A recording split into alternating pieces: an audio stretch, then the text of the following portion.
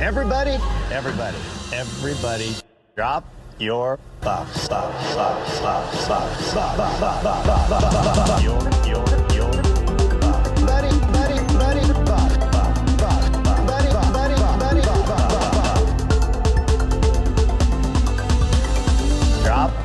your buffs. Welcome back to Drop Your Buffs. I'm Sean Ross, and Evan isn't here. He's in LA schmoozing with Nicole Kidman today, I believe. And so I had to find a guest, and I could think of no one better than this one. The vibes are just immaculate today because noted Libra, Kendra McQuarrie. Is it McQuarrie? You nailed it. Amazing. Kendra McQuarrie made a star turn in her role as Drew Barrymore on Survivor 45. She was an ally to Drop Your Buffs frenemy, Kelly Nalbandian, and she was a victim of the dominant Reba 4 alliance and became the third member of the jury in that season. Following the season, she became the inaugural and so far only winner of the Drop Your Buffs Colleen Haskell Award for serving congeniality. It's been a long time coming, but welcome to the podcast, Kendra. Thank you, Sean. I was going to say, and I'm Kendra Ruth Katz, just how Evan says it. I'm Sean Ross. I'm Kendra Ross Katz, or Kendra Ruth Katz. It was rolling. Yeah, I was working it in my head, but yay, thank you. What a beautiful introduction. Wow, thank you. It's amazing. I'm not even making it up when I said that you were my first person to go to, because I don't know how much you actually listen to Drop Your Buffs, if at all, and I'm not offended if you don't, because who cares? But I did say recently on a recent podcast when we were talking about guests that we would want to have, I said that if Evan is away, my number one top get is Kendra, because I feel like not everybody in the Survivor alumni, and certainly not everybody in the new era, is very Drop Your Buffs coded. And we were talking about the few new era players who get it. Yeah. And I think you're one of them. Well, thank you. And I was going to tell you that I do listen to the podcast. You guys are my go-to pre-Costco run. Wow. We're part of the routine. You're part of the routine. So every time I have to go to Costco, I listen to Drop Your Buffs just to take the edge off a little bit. I'm not a Costco girl. I do not enjoy my Costco runs. I got to hit a little bit of my, the Pakalolo. That's what we call it here in Hawaii. And then I got to get an iced latte. I got to prepare myself, sunglasses on, Drop Your Buffs. Let's go to Costco. I love that. I just went to Costco for the first time recently. First time in my life. First timer, yeah. How was it? It's darker than I thought. Oh, the one we have here. It's a bit of a dark place. There's a dark energy in that place. Exactly. I feel like I need to bring my crystals with me or something because it's just too much. And I always get recognized in Costco. Really? Always. As so Kendra, I kind of as Drew Barrymore? Both, honestly. Yeah. It's so funny when people are like, you remind me of someone, when I'm waiting on tables. I'm I kind of wait a little bit, and then it's either Survivor or they're like, you talk exactly like Drew Barrymore. I'm yep, heard it for my entire life. I'm just waiting for some Hollywood executive producer to realize it and get me on a show with her. Come on. Exactly. There's somebody at the door. It's me, Drew Barrymore. Oh. Evan, I thought you were with Nicole Kidman. I will be in a few hours, but this felt more pressing. You know what I mean? Oh, I know. Kendra. What are you doing here? Well, first, I gotta say hi to Kendra. Yeah. Evan! Kendra, what an honor. Oh my gosh. I freaked out yesterday at work. I was at work just texting, not doing my job. And then Sean pops up on my Instagram. I was like, ah! I saw it. I was like, I have to take an important call. I go outside, listen to the voice note. People they're like, is everything okay? I'm like, I just have to take this really quickly. I'm setting up for my bar shift, and then I come back. I'm like, okay, everything's fine. They're like, is everything good? I'm like, everything's fine. Mind your own business. And I was just so excited. I was like, oh my gosh, I don't even care that it's 9:30 in the morning. That I usually don't talk to people before 10 a.m. I can be here for this. Well, I appreciate you filling in for me, and I promise I will not take up too much time. And thank you for stepping in, because I'm kind of on hiatus at the moment because I steamrolled during our last interview, and so I've been put on a little bit of a Drop Your Buffs ban. You're on a timeout. I listened to that. I heard What's it. your verdict on the steamroll? I didn't really realize it until like midway through. But I know I don't want to get in the mess. I'm already gonna probably create enough mess today. And so, but it's so nice to see you and meet you. Wow, it's nice to meet you too. Will you tell Nicole to tell Drew I said hi? Yes, I will definitely pass the message along. Okay. I felt like I needed to step in here because I just have two quick things I wanted to address that I felt like if I didn't, I wouldn't be me. And Absolutely. I'm curious for both of your thoughts. So first up, there was a quote from the host.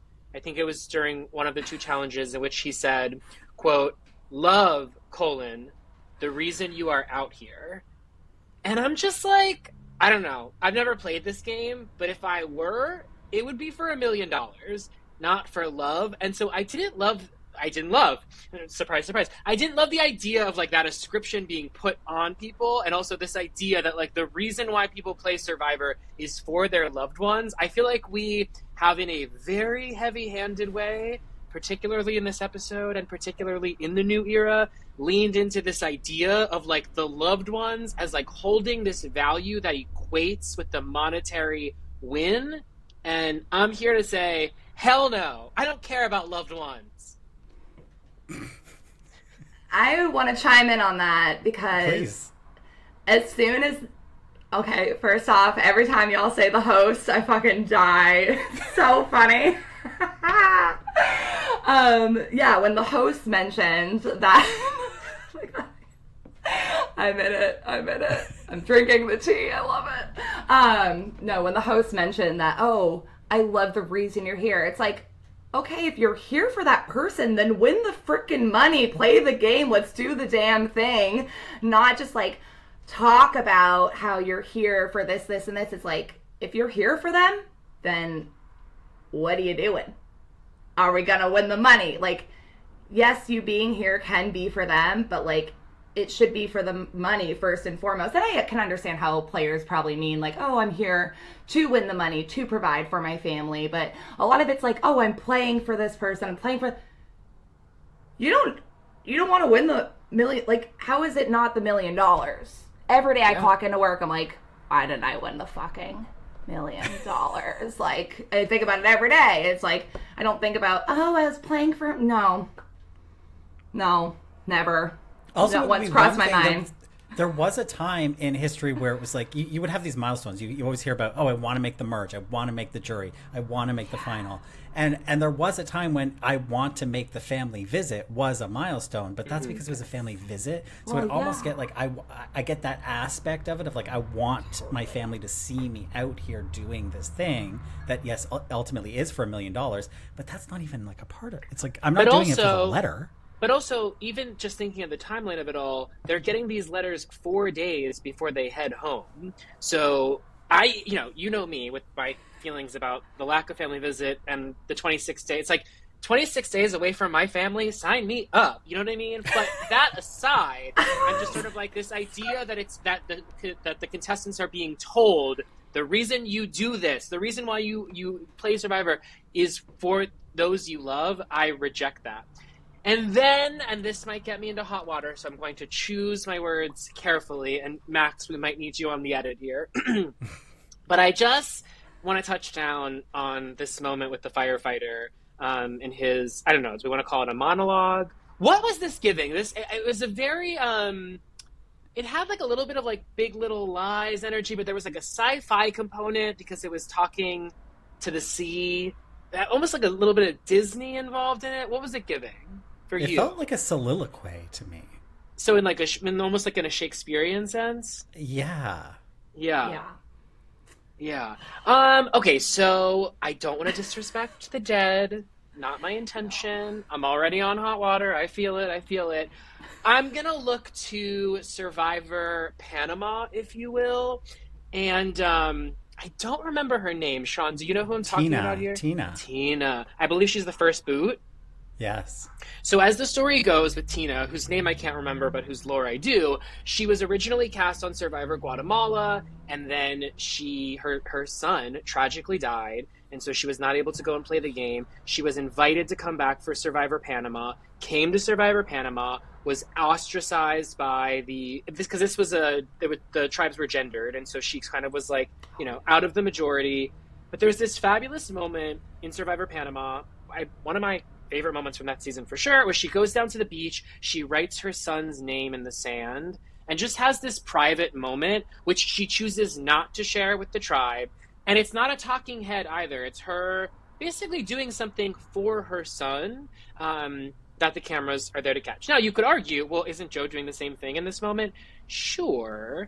My feeling is that I just don't think this moment was able to land because it wasn't tied to anything for me. I don't know what compelled Joe on this day to wake up and deliver this monologue. It was not as though it was her birthday. So it very much felt to me like he was handed the script and it was like, okay, day 23, I'm going to wake up today, and today is the day that I talk to my sister.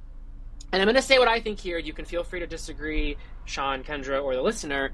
I just feel like some things are not meant for the camera. And I think it would have been lovely if he woke up and wanted to have a private moment with himself where he went down to the beach and spoke to his sister. Oh my God, by all means. But I felt like the saying it out loud part felt extremely heavy-handed. So please don't hear this as like disrespect to the firefighter or the memory of his sister, so much as like this moment just did not land for me. It felt very Lifetime made-for-television movie, and then on top of that, just very random. So that's where I came down on it. There was two things about this that felt really forced to me. Was that one, as to the timing of it, he says in his words, there are 6 people left, and there are 6 letters in my sister's name. And so that's just very like, it's giving the mole clues, as to who the mole is. It's a little bit of a stretch for me. And then it's that right before it happens, he sort of like turns to the camera and says, okay, it's time, as though self-directing in a way. And so it comes off as inauthentic to me. Yes. And this is the hard part where I think oh, go ahead. Oh, no. Do we remember if it was like after the family things, or is it before they get the letters? I think it was before they got the letters, right? It was after they got the letters. Oh, after they got the letters. Right. Okay. So I guess in that sense, you could connect it to like she was top of mind for him because he'd read the letters. Yeah. Sure. But again, it just was like, it was incredibly heavy-handed. It felt like it was done for the show. And I guess I just have a hard time with what I think is a unspoken expectation now, which is that if you have a trauma in life, you must come to this show ready to share that trauma. And I can't help but think about Parvati, who recently did this fabulous interview on RHAP talking about the trauma of losing her brother, something that I didn't know. But also Parvati has a huge backstory that we know now, subsequently, that was not brought to the show. And again, not everyone needs to subscribe to how I feel about this, but I just don't think I don't connect with people that come onto reality shows and share their trauma when it's not connected to a moment. Obviously, we've had huge moments on Survivor of people bonding over traumas. But I just feel like this expectation that you come on the show and you talk about their past. And we had this exact same complaint about Kyle a few episodes ago, where it's just like, I don't know how this fits into the game or the show that we're seeing. And so it just feels very shoehorned in a way that it's not me in this moment shitting on the story. It's me sort of saying, what does this have to do with the game or the show? And I get that comes off disrespectful to the story. Okay, not my intention. But yeah, I'm just sort of like, yeah. And again, I felt like it was a little bit like, I wouldn't go so far as to say manipulative, but I do feel like there's been this great effort to make the firefighter into a hero. And I felt like this was like another one of those instances of like, this is going to endear the audience because this is just this good man, right? Like, he stepped up for Eva. He loves his sister. He's playing the game in her memory. He's a firefighter. And I'm just like, listen, I'm thinking about Thomas and Bianca.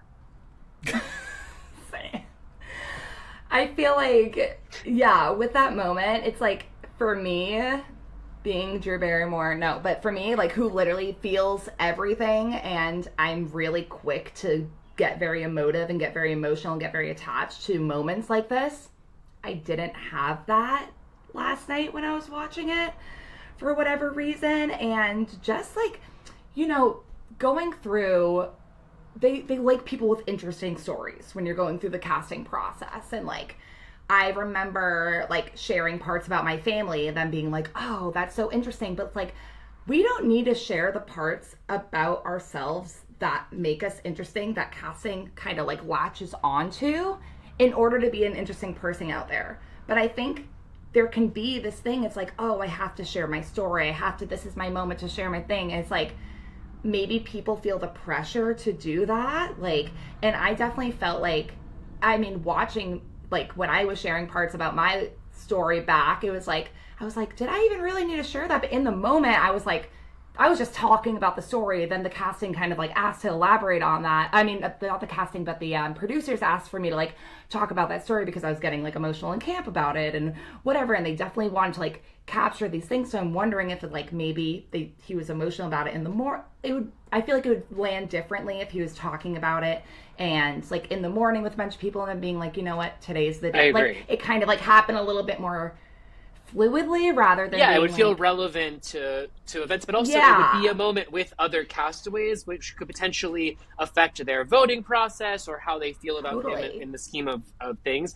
Okay, I gotta go, but I just want to end by mentioning, so I'm like a big fan of like people feeling one thing but doing another thing as far as like acting goes. And Billy, husband to the pod, and I were just watching my favorite arc from Sex and the City. This is Sex and the City season 3. It's the 4-part arc when Carrie begins the affair with Big, and then ultimately Aiden leaves her the morning of Charlotte's wedding. Sorry, Sean, bit of spoilers. Spoiler. But there is a fantastic moment. I would put it in the top 5 of all time on Sex and the City. Sorry for these bursts of Rob Cesternino enthusiasm, but it's the moment in which, so Carrie has just been broken up with. It's now, the wedding just happened. She steps outside. Aiden comes over. He ends the relationship. And Carrie goes back over to take photos with the group. And Charlotte, who just got married, is unaware of any of the events that just happened. Carrie comes over to the group. Miranda and Samantha are also there. They're about to take the photos. Miranda sees some distress on Carrie's face and she says, "Are you okay?" And Carrie says, I told Aiden." Miranda receives that information. She helps Carrie wipe the tear away. Carrie looks up at Charlotte, and Charlotte's like, all about her because she's the bride. Carrie wipes the tear away, turns to the camera, smiles, and takes the photo.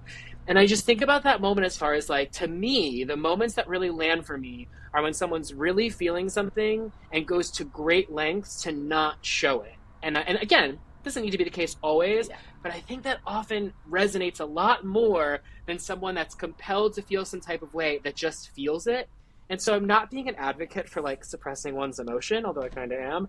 But in general, I tend to vibe with people that are able to hold the cards up a little bit more. And I think that can sometimes be misunderstood as people like not feeling the emotion. And I don't think that's what it is. I just don't think every emotion that one feels needs to be conveyed or outlined. And I think there are a lot of people that have played Survivor in the past that have been going through something, whether it be a trauma that predates their time on the island, or even dealing with, like, as Mary has talked about, just feeling really ostracized in the game, and that may be stirring up some emotions that, have nothing to do with the game, but are sort of, brought about by the feelings of playing the game. And I have to tip my hat to someone like Mary, who didn't make that a part of her narrative on the show, and maybe she did and it was edited out. Who's to say? But I'm just saying what I connect with is the people that come in there and are like, anything about me from the past, trauma or otherwise, pushing it to the side. And again, not going to vibe for everyone. I get it. And with that, I got to go chat with Nicole Kidman. Can you give us one positive from the episode? Yeah. Let me look at my notes.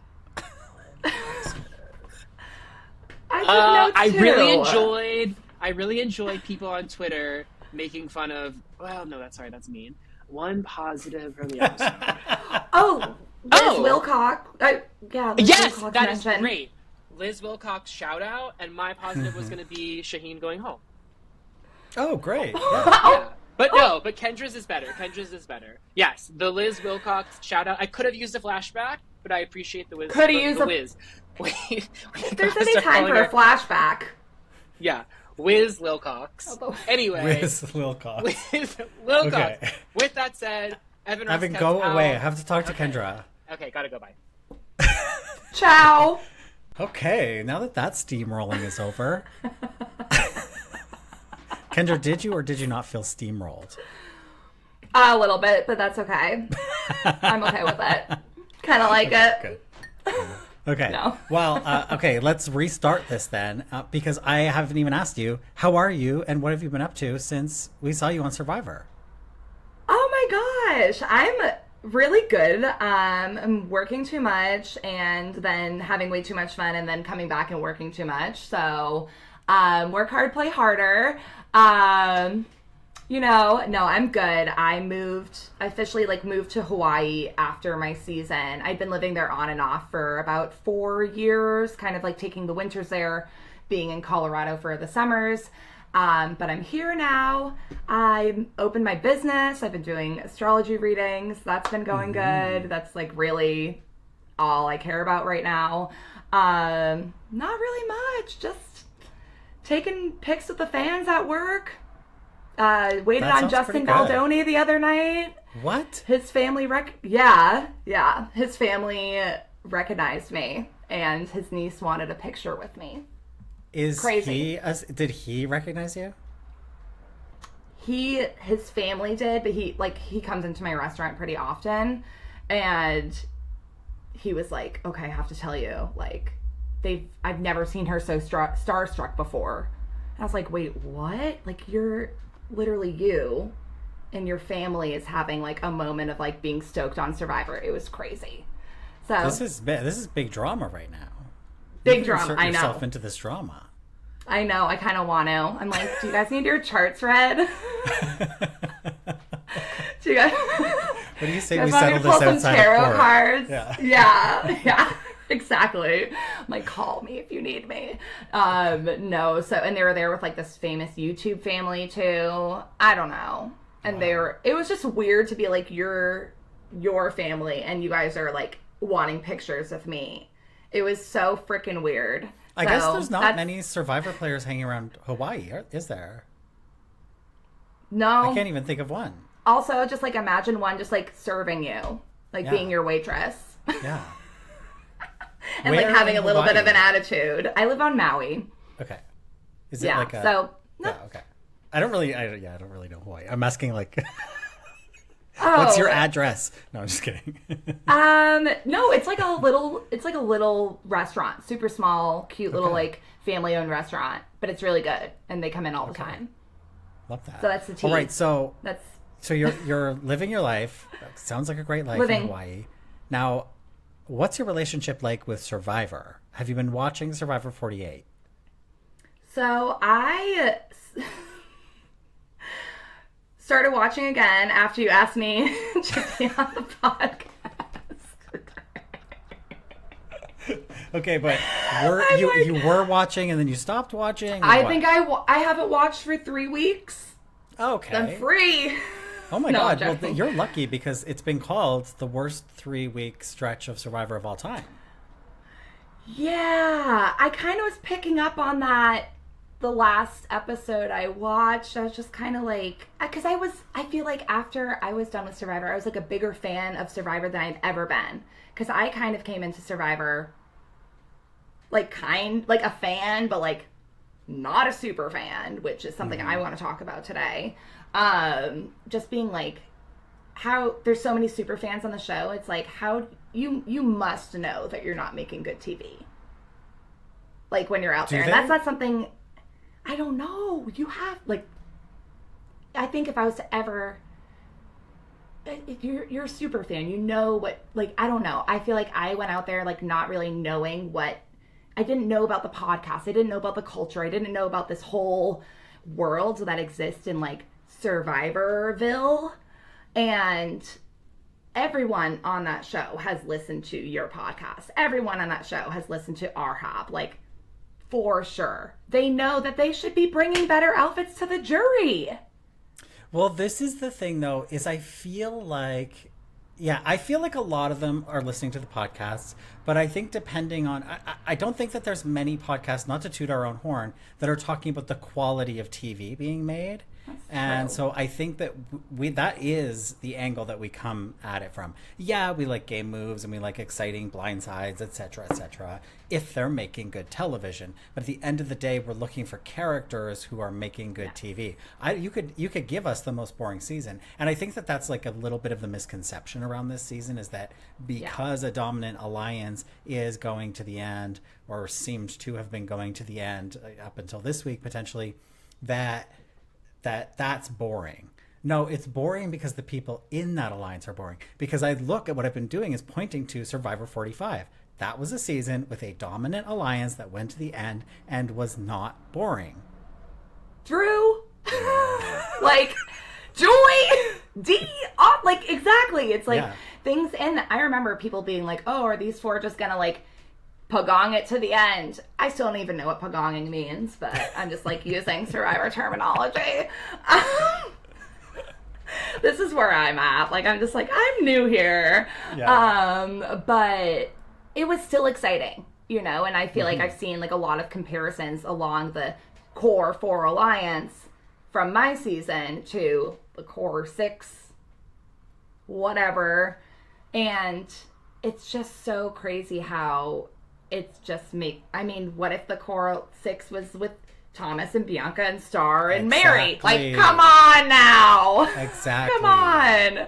So and the thing that made the Reba 4 alliance in Survivor 45 interesting was that if there's a comparison to be made, I think it's Joe and Eva with Austin and Dee, right? They're this pair that seem inseparable up until a point. With Austin and Dee, there was always a will they, won't they betray each other sort of story going on and it does happen, right? Dee does betray Austin. And that's what's so fascinating, because there was always the sense that the alliance could break. It was always a little bit fragile, even though they stuck very strong with each other. And so that created some stakes around the gameplay in that season, even if it was kind of a pagonging. Whereas here, it's not even on the table. Like, there is no discussion. We have seen nothing of anybody saying, Joe saying, "Oh, Eva's got a really great story. I want to protect her up to a point because I'm here for $1 million." There's none of that. And Eva's just worried about her boys going out on the town without her. There's no thought of like, wait, the guys I'm aligned with are away at the sanctuary. What can I do while I'm here besides babysit? There's nothing. There's the lights are on, but no one's home. Yeah, and also it's like everyone knows that is a strong alliance. Like, I will say, at least for the Reba 4 for a bit, and until I caught on to the Dee and Austin thing caught on, it's like they were very secretive. Like, it was more seen as like Julie and Dee together and Austin and Drew together, and it was like, oh, they have an alliance of convenience. We didn't know how in depth that was, but like, it's so clear in this one. And so it's like, how is anyone not taking any of these people? Like, it's wild to watch, and I wish it was more fun, because there's a world where that can be fun with people being interesting. Yeah. I don't know. So did you catch up on the episodes you missed, or you just jumped back into this one? No, I just jumped back into this. Okay. Truly, you missed nothing. Well, I just go on Twitter. Yeah. Oh, yeah. You get plenty on there. And I have to say, like, just starting this episode out, it was Mitch being like, "It's time to make a move." That has been the last 3 episodes. It's time to make a move. No move. And then here, he almost gets frustrated that he's like, "It's the final 6. I'm ready to make my move, and I can't. I've been waiting for 6. It's like, oh, okay. Well, like, what exactly were you waiting for? Like, just like a move to fall into your lap? Like, because the people you needed to make a move, you just sent home in the past 3 episodes. And also, you're wanting to make a move, but no one's looking for an idol. Exactly. No one's like, you gotta push a little bit, you know? Like, you can't just, you're playing for $1 million. Like, It's very confusing to me. I couldn't imagine being like, I've waited to get to 6. And now I'm here, and What the hell are we going to do now? what are we going to do now? Oh, I'm like, and you're getting votes from people. It's like, again, it's like, Mitch, come on, man. Yeah. Let's go, Mitch. Come on. Like, I want to like be rooting for someone. Are you rooting for anyone? No, I'm not. Okay. I think that, look, I was thinking about this, what would make the finale satisfying for me? And I think the only satisfying outcome is Kyle or Kamilla winning. And it's because we have seen this story of them working together, not really, like Kyle got pulled into the strong alliance, but he really started his game with Kamilla. And so it would be satisfying. And finally, we've seen this secret relationship they've been telling us about every week, and yet they're not doing anything with it. Finally, we've seen them do something with it for the first time since they were on the swapped Vulva tribe in the beginning. And so I feel like now that they've done something with that, if we can keep that momentum going, then I could be at least like satisfied with a winner. Otherwise, I think that there's really nobody to root for. I genuinely think Joe is one of the most boring people I've seen on television. I think that Mitch, likewise, like, again, lights are on but no one's home. I think that Eva's done nothing, like literally nothing, except being handed a pass to the finale for no discernible reason. And is there anybody else even? And Shaheen, he's gone, thank God. He gone. Him and those legs are gone. The legs. That he worked so hard on. I don't know. Did you think that those legs belonged in a museum? No, I think mine do. Can I ask you, you brought up the idol hunting and how that's not going on, because that was on my mind this episode, because there's this lie about, Shaheen showed Kamilla an idol. And it's like, that's a believable lie, because why would there be one idol in the game? Like, that is crazy. And 100%. so surely people are looking, I mean, in your time on Survivor 45, how much were people or yourself looking for idols? I would literally walk down a path and then start sprinting, and production would be like, slow down. I'd be like, fuck you. Because I was looking for idols all the time. Like, I was always over it, like the Bruce policing and making sure. I was just like, anytime, because I'm pretty fast, so I'd just be like, I'm running. But I think people were all like, it was pretty common, but I don't know. I feel like I don't even know what to think about. And 48. Were people holding it against people for searching for idols? A little bit, but like, yeah, I mean, Couture definitely got backlash from looking on Lulu.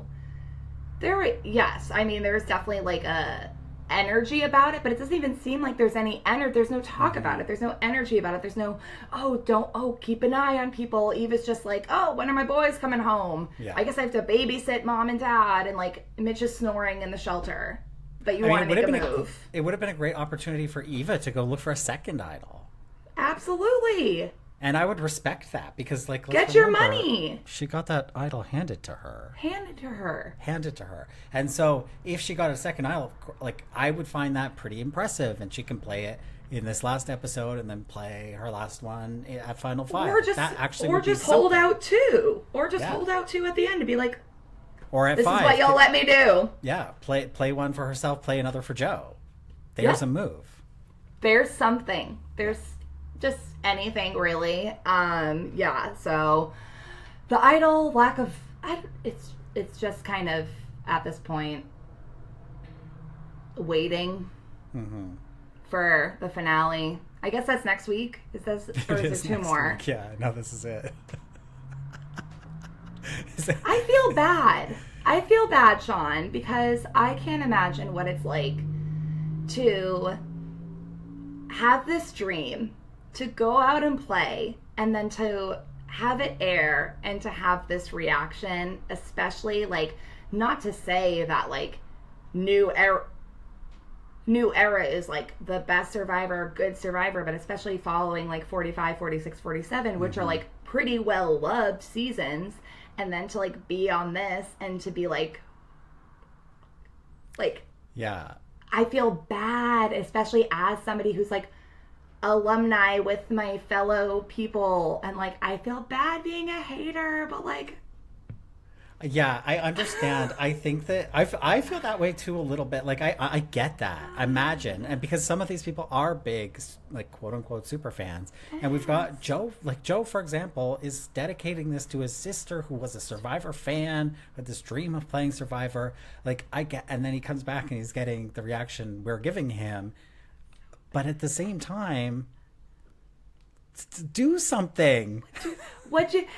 And like if you're super, like for me it's like I wish if I had the understanding that I do now. It's like if I was to go back out there, if I could go back in time and understand that like I need to make good TV, there's so many things I would have just said instead of like held back or done, in the idea of like I'm making good TV. And like I didn't really realize that when I'm going out there, or like not even, or like playing the game like you're playing for the second time. I feel like super fans kind of understand that sentiment more maybe than I do. Like I just really have learned as I come out of this what it means to like be a revered Survivor player, be like a just be like a good or fun Survivor player.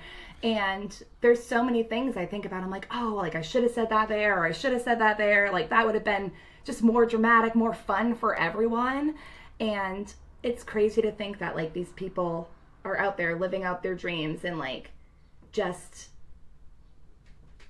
being there. But I think there's a really key difference here, Kendra, and it's that you did make good TV. And I think there's a fine line between making good TV because you belong on TV versus self-producing while you're on the island. And people can see through that. I think some people can get away with it and are very good at it, and maybe we can't see through it as clearly.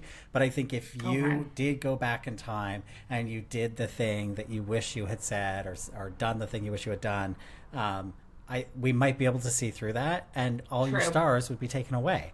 Because we wouldn't respond, the audience wouldn't respond to that. The audience responded to you because you were authentically you, and you were different than everybody else. That's true. I think that the problem that these players have on 48 is that the ones remaining, sort of like post merge, really, like post David's vote out, like even Mary to some extent, had these moments of like not making the most of their time there. I think that that's the difference, where it's like, yes, you went out there. Yes, you're a super fan. Yes, you're playing. Like all these people are playing a decent game in terms of, in the context of the season they're playing, they're getting to the end. Yes. But is it an exciting game? Is it a noteworthy game? Is it a historic game? I would argue no. And I think that the players themselves fumbled the ball on making a great season of Survivor. And so to some extent that's on them. I think also production wears this a little bit, to some extent, in terms of the format of the game and the speed of the game and all of these things. But I do think that as much as I feel bad for the players whose dream it was to go on Survivor and now they're getting a reaction that it's a terrible season, they also have to wear that. They own that. That's made true. This season what it is. And so true.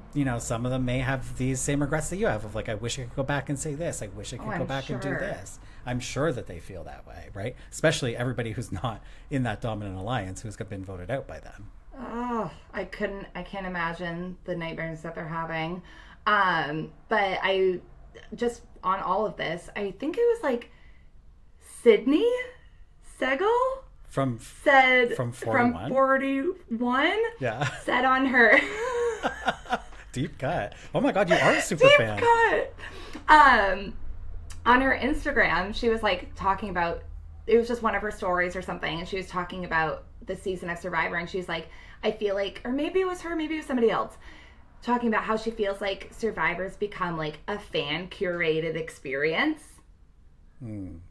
Her saying that literally just made everything make sense to me, because when I had applied for Survivor, I didn't even know that there was a new era. I had just watched, I think, David versus Goliath, and I was like, oh, hell yeah. Like, I want to do that. I want to go to a new location. I want to set up camp. I want to hike 11 miles to go. I want to get into fights with people on that 11-mile hike, like whatever. And her saying that it feels like Survivor's become like a fan-curated experience, like that is kind of how it's reading. It's like, oh, come do this thing. The bamboo's here. This is where we set up the shelter. And here are the same 12 challenges. Mm-hmm. It's like a corporate getaway, team building. It's like getaway. a corporate, exactly. And how you guys have called it, like a team building getaway. And like, it's like, and like then put in people who aren't good on TV, and this is what you get. And also, it's probably due for a bad season, like a truly not good season. Yeah. Like, that's just 48 seasons, you're going to get a dud. It's just a matter of time. Yeah. The other hot take I'll provide, is that I've enjoyed podcasting it as a bad season of Survivor. To your point, I think that bad seasons are required. I would argue that like 47 to some extent was a bad season, but so maybe I wasn't ready for one just yet. But that I know I was in the minority on that one, and so I do feel like it became so bad that I actually got excited. So I think I said this on maybe last week's episode, but when Mary went home, I was like, thank God Mary went home, because if Mary hadn't gone home and they had managed to blindside Joe or Eva, then we would have to start treating this as like a redeemable season of Survivor, which I don't really want to do, because I'm having so much fun sort of like real time watching the train crash. And I think that that's also exciting. Like, it's not all the time that you get Survivor history here, and I think we're getting Survivor history. They made Survivor history. Yay! Let's go! Exactly. See, we're a positive podcast. We're positive here. We need to talk about the Kamilla and Kyle move, because I think that that's the big story from this one, is that finally their duo is paying off. I guess it paid off in the early days on the swap when they first did their acting, but they come back together. So Shaheen tells Kyle, like, we got to get rid of Eva and Joe at some point. I don't even know if that's a legitimate thing that he was trying to pitch to Kyle, or if he was trying to feel Kyle out. We never really got clarity on that. But it was enough ammunition for Kyle to say, okay, here's our way to move forward, is we just cut Shaheen. And so they put another lie on a truth. And they said that, Shaheen had this idol that he showed Kamilla. And I don't, was that too complicated? Or, did they need to do that? And were they successful? Do you feel that of course they were successful, they got Shaheen out, but, was it, one, necessary? And two, how did they perform? Okay, hot take. I don't care if it was necessary. I think it's fun. Okay. Go on, La. Go on, La. Come on, just do. I guess at this point, I'm just kind of give me something over here. So maybe a little bit. They felt it was necessary. So also, it's fun to lie. I did enjoy them being okay, time to put on our acting things, because I think that's a fun, cute thing that they're doing out there together. And it's worked so far. So sure, necessary. Fun, yes. Little secret duo being okay, let's get in cahoots again. I do enjoy that dynamic. And then what was your second question? So how did they perform in your opinion? I think they did good. I was a little nervous when Kyle goes up to Joe, don't freak out. Yeah. Because is that a little too much? But I think they did a good job. Their first performance was amazing, but I think the really, really good job on that vulva, new vulva tribe. Yeah. Great. I was okay. I was hopeful for the season. Then, even though they got rid of Thomas, but their acting was, it was good enough, I guess. Yeah. But I wanted, I think that what was really successful about it was that it reminded me of when Mary told Joe, I'm voting for you and I have an idol, right? So, and then people saw how he got paranoid, and I feel like this went unspoken, but they saw that the threat of an idol had Joe paranoid once.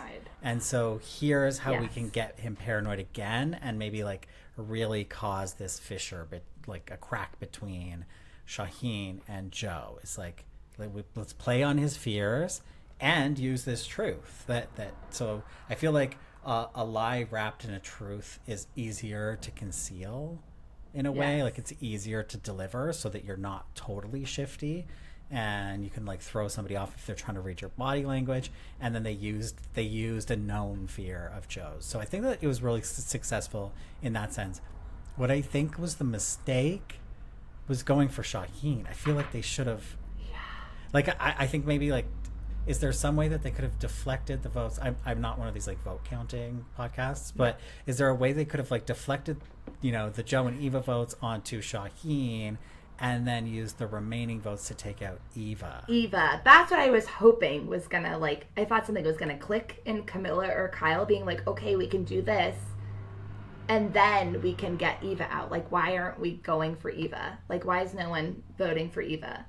Yeah. Is there like this, I mean, I don't know. I don't understand why no one's voting for Eva. Yeah. I just did it in my head. So Joe and Eva would vote for Shaheen. Shaheen would vote for Mitch, which he did. And then Kamilla, Kyle, and Mitch could vote for Eva. And then get rid of that idol. I think that's, so... That literally would have taken it. Like, this was sure, but, like, why are we getting rid of Shaheen? And also, Shaheen, why are we taking Joe out to dinner? Yeah, I know. I don't get it. And Kyle. Yeah. I was so mad. I was just like, what is happening? Like, I was feeling Mitch in that moment. Like, when Mitch is all frustrated. Like, he's obviously frustrated for a number of reasons. Some of those reasons I don't know. One of them I do know, and that is, why is Shaheen taking the two challenge winners, potential winners, out for burgers, fries, all the fixins, a nice sleep? Like, that's crazy. Like, also, isn't it pretty standard that every person who gets the loved ones or letters from home reward gets voted out? I'm pretty sure. Oh, is it? That would be news. I don't know, actually. I've never considered because Emily got voted out on my season after winning the letters. God, I'm just dreaming so much that I wish it was love. I keep on saying it. I'm like, that's interesting if that's true. And then I think last season, I don't really remember, but I know Emily left. Yeah. I don't really have like maybe a somebody encyclopedia. Maybe somebody who has been on the road, because I'm thinking back to 41, because the loved ones, or now I'm doing it, because the letters from home, that was the episode that Shan went home, but Ricard had won the challenge. But so maybe it could be somebody who's been on that challenge, or on that reward rather, goes home. I'm going to do some research. I couldn't remember for the life of me. But I can't remember any of the rest of them. No. So. Couldn't tell you. Okay. We got Emily and Shan. That's about, checks out. Two most memorable people from New Era. Seems legit to me. Speaking of memorable people from the New Era, Kendra, have you gotten a call for Survivor 50? No. This is a video podcast, Kendra. Oh shit. My cover is so blown. Yeah, when you ask me how I am, I'm just like been in the gym a lot. The problem with asking this question to people, like, we didn't even ask Rob Sesternino this question because either they're going to tell the truth and I'm not going to believe them, or they're going to lie, and what's the point, right? So yeah. This tells me nothing at all about anything, but I guess my bigger question is, would you play Survivor 50 if you were asked, or any returning player season? I would play a returning player season. 50 is like a little too much like around. Like obviously I would be like, fuck yeah, let's go. But I feel like there's just too much pressure on it. And I'm so nervous it's going to flop. And you don't want to wear that. And I don't want to wear that. I got to keep my reputation good. So no, I mean, obviously not in the contention for 50. Even though they said they wanted joyous players. Yeah. It's supposed to be about joy and fun. I had the time of my life out there. I'm an absolute delight. No, I would love to play again, especially with just having a better understanding of the game now. I really went into it. Let's go make $1 million. Like, let's go do it. I believe I can do it. Didn't know how I was going to get there, but understanding it more now. And I feel like I held back, like, kind of like these petty parts of myself. Like, I want to be a little bit more of a villain. Like, because I am an asshole. Like, I am not love and light. Like, anyone who knows me knows that I am, like, a little bit more of, like, a hard ass and actually kind of a... Yeah. And so, well, there was a reason that you were my number one pick, because you come into the DMs on Drop Your Buffs, and I could tell. Oh, yeah. I could tell there was another side of you that we didn't see. Oh, there's a whole other side of me that, like, no one even knows about unless you work in a restaurant with me.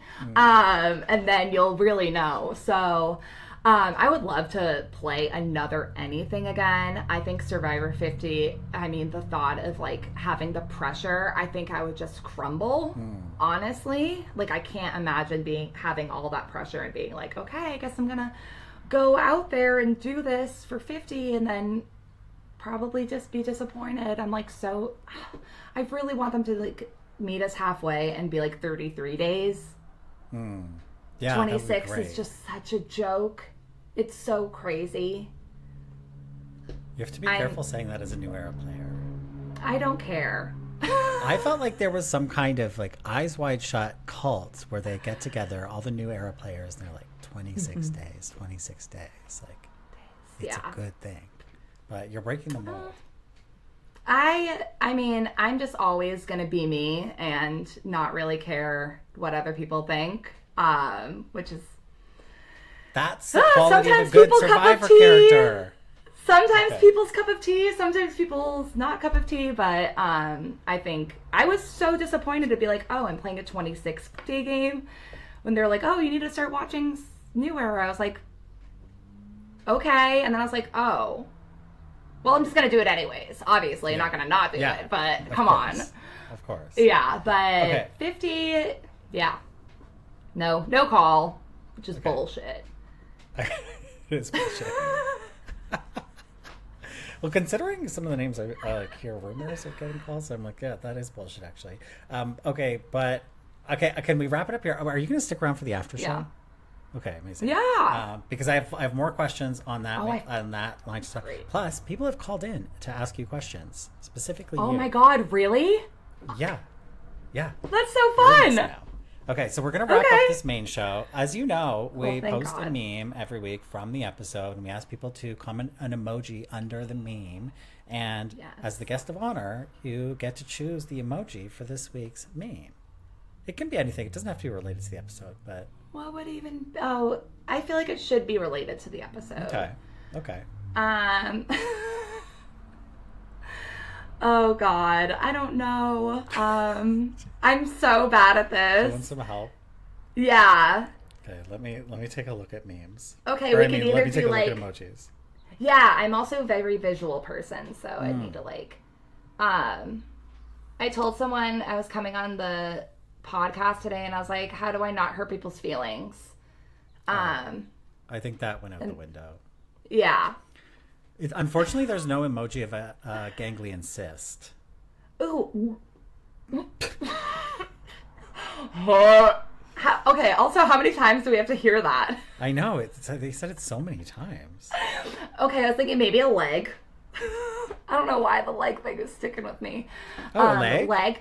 Or like the drama things for Kyle and Kamilla's acting, you know, like the drama masks. Yeah, but I think we did that for their vulva episode. Oh, okay. Let's do the leg. Let's do Shaheen's do a leg in the leg. museum. Let's do Shaheen's leg in a museum. I like that. Okay.